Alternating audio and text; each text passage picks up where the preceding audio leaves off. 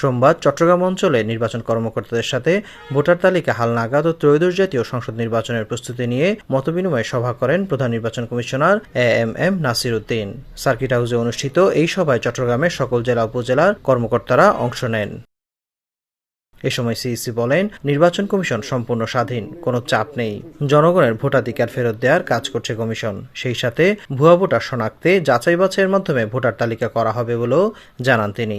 কাজ করতে গিয়ে দেখেছি যে এখানে বহু ফেক ভোটার আছে, অনেক বিদেশি ভোটার হয়ে গেছে, এখানে অনেক বিদেশি ভোটার হয়ে গেছে, অনেক ভোটার মারা গেছে, এটা আস্থাহীনতার সৃষ্টি হয়েছে।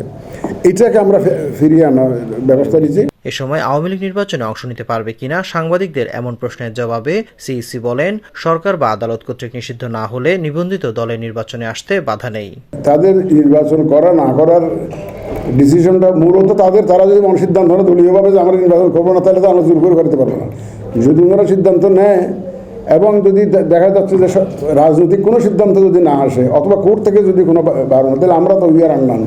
সিইসি বলেন, ত্রয়োদশ জাতীয় সংসদ নির্বাচন অবাধ, সুন্দর ও গ্রহণযোগ্য করাই কমিশনের মূল কাজ।